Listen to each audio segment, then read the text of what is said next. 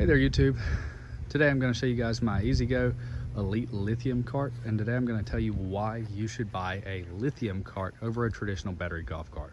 Now, while this is more expensive than the traditional route with wet batteries, it's worth it.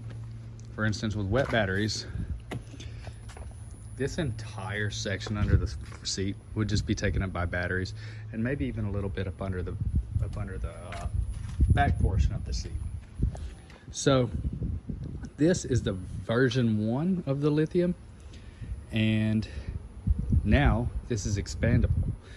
So you can have a lot more batteries in here, but at 25 miles per hour on the street, which is how fast this golf cart is set up to go, I can generally get around 24 or so miles to a charge, which is more than what I need.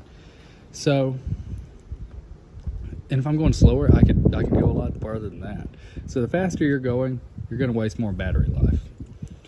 This is much lighter than traditional batteries. There's not all the lead and all the stuff associated with it. And this battery pack is 8 years maintenance-free warranty.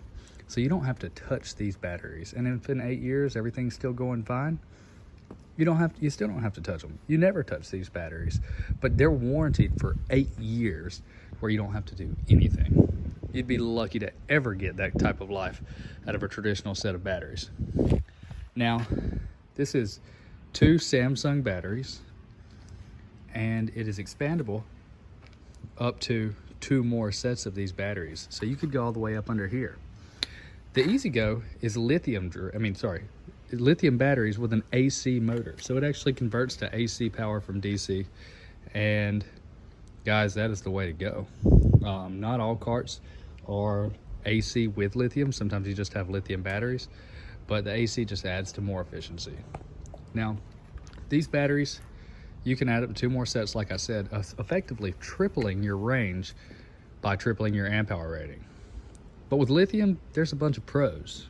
For instance, you'll notice on a traditional golf cart, as the battery gets weaker, the golf cart itself will get weaker. And you'll know it's about time for a charge if you don't have an indicator. If you have to give it a little bit more power, or it's slower to start, or the hills just aren't quite, it's not pulling up the hills just like it was when you first unplugged it.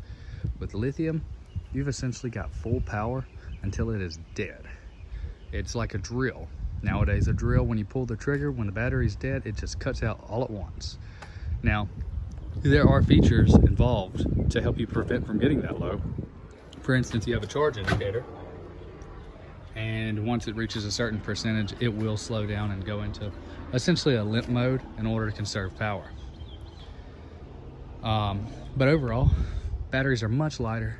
You have constant on-demand power that's equal throughout your entire ride. With the lighter weight, it's a lot better for towing, especially, if you're putting this thing in a toy hauler, if it'll fit in your toy hauler, or on a trailer, if you're hauling it off to campgrounds or things of that nature. Guys, if you're searching for a new E-Z-Go or a new golf cart in general, lithium is the way to go. And that is my opinion over gas as well. It is just so much easier, and you can even get this cart with the lithium batteries with an onboard charger, but you have to have at least 2 banks for that, I believe.